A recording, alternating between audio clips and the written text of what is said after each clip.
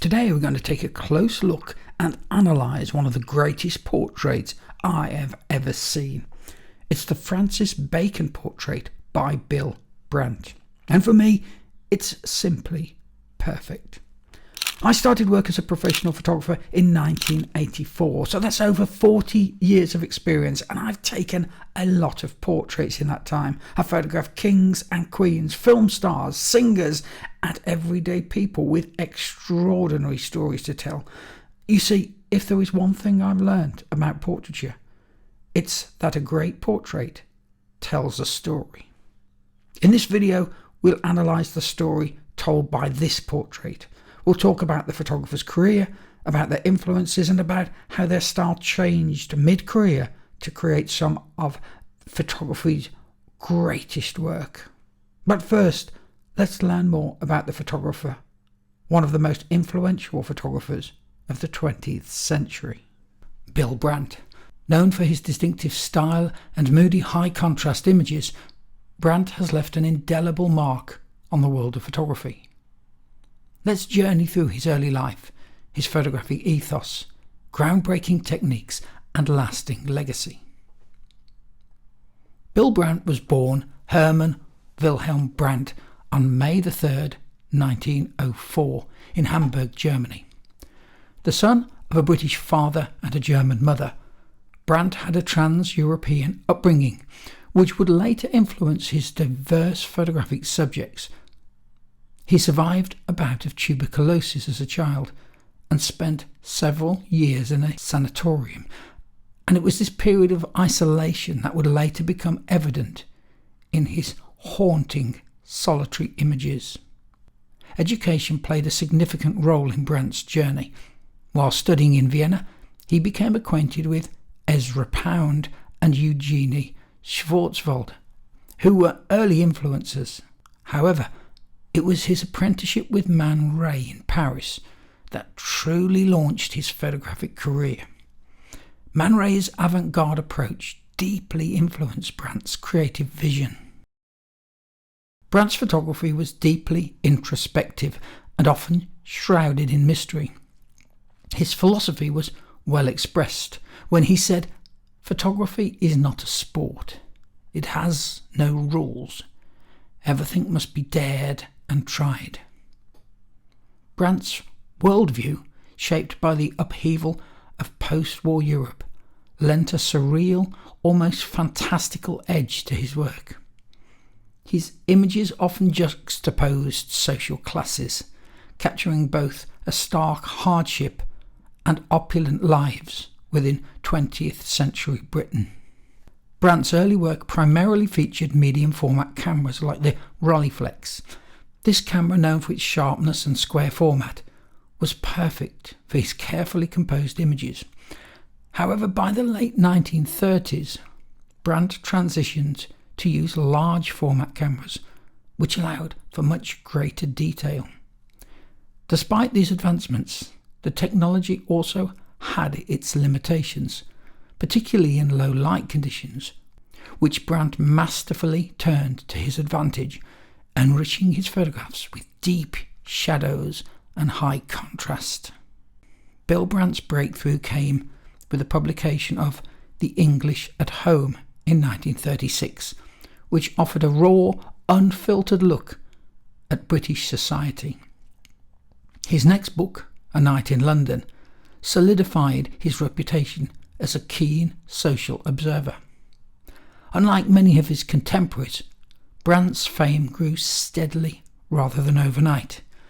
It was his unflinching eye and unique perspectives that slowly won him acclaim. Brandt's portfolio is renowned for its dramatic contrasts and quite unusual perspectives.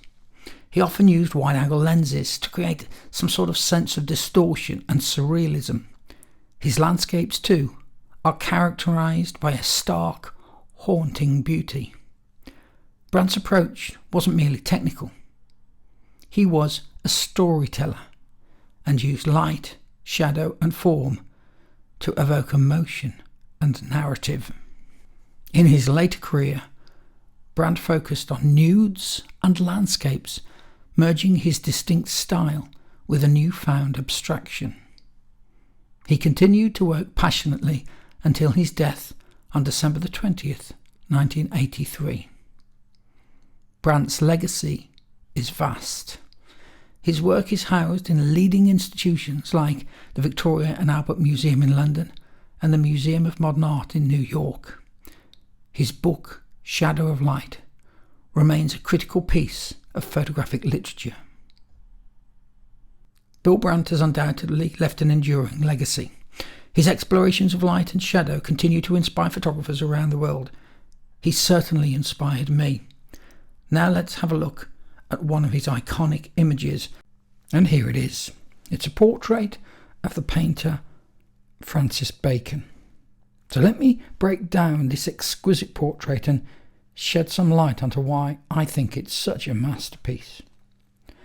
Francis Bacon was, by all accounts, a dark character. His work was dark in nature, and I believe this portrait really shows how viewers viewed Bacon's unsettling work. I can't help think that Brandt has turned Bacon into one of his own tortured characters. I believe this was taken on a Hasselblad, a square format negative, and yet Brandt has chosen to crop into the image, not to make it square, but to make an upright image. And I think that was to bring the path crashing into the photograph on the right. It creates a triangle here and unbalances the image. The uneven lines of the grass and the wet highlights on the surface, they all seek to make us a little bit uneasy with this picture. But more striking is the development of Brandt's new high contrast style in this image, the high grain. In fact, American photographer Edward Stitchin wrote to Brandt about these images, saying the quality of the prints were substandard and they looked more like newspaper photographs than fine art photographs. Brandt replied that he could not bear printing in soft, muddy grey tones any longer. And so this contrast and grain has been worked into the image specifically by Brandt. And this is a sort of turning point, I think, in his career towards those very high contrast images. You can see the excessive burning in of the overexposed sky, creating a large grain effect here, which Brandt is obviously not at all concerned about. And also the dodging around the lamp to create that arc of light. And now I think it's worth looking at the lamppost itself. It's the most obvious part of the picture. It's out of kilter.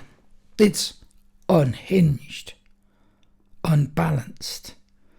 It's placed in a way at the centre of the image, and yet it's not square.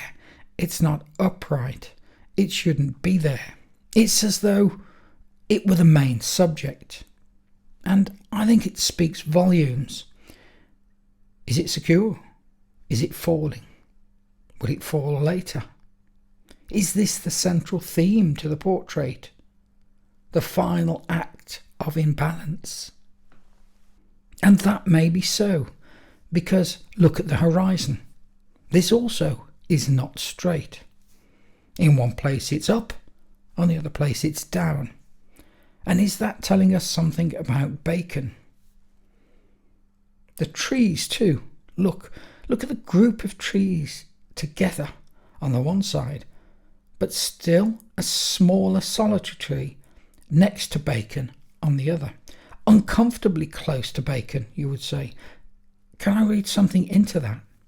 Does it represent Bacon on the outside, alone, away from the bunch? Because, photographers might say, well, that's just how they were. He wasn't looking at the background. But I don't think so.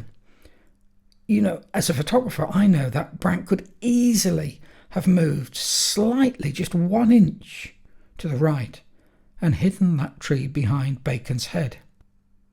But he chose not to.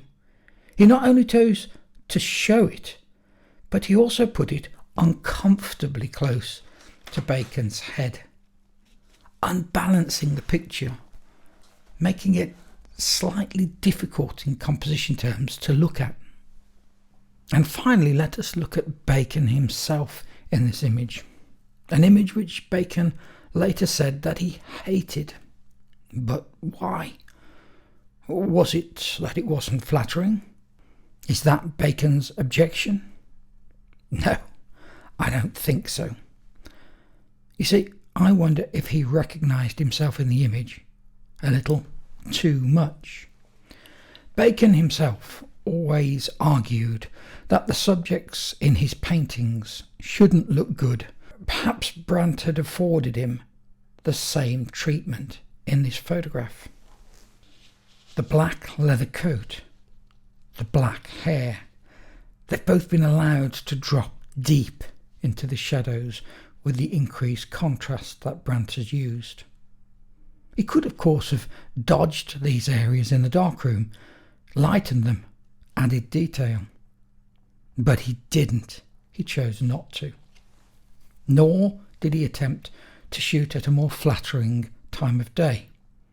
No, Brandt has chosen close to midday for this picture, deepening the panda eye shadows in the eye sockets, highlighting the saggy cheeks, the double chin, and the bags under Bacon's eyes.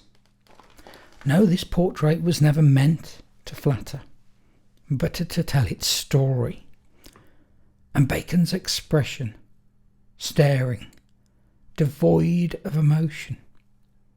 He has the look of desperation, and he's positioned almost out of frame, on the edge, walking out of view.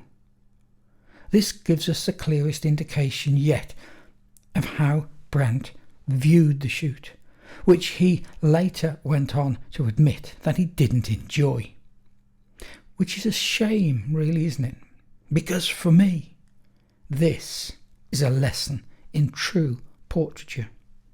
A picture that really does speak 1,000 words. But what can this image teach us about our own photography? We should never stop learning as photographers. Well, here are 3 things that I think we can take away from this image. Number 1, to talk to your subject, to research them, to get to know them, and to use that knowledge to identify their character through your image's ambience.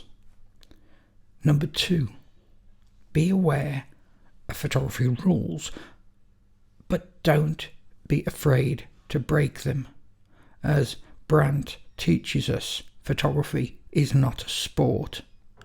Don't feel compelled to follow the photography rules all the time. And number 3, don't let the quality of the image cloud your vision. Too many photographers and commentators care only about the clarity and megapixels, but remember, noise, grain and shadows, they can be your tools too, and they can be effective if you let them.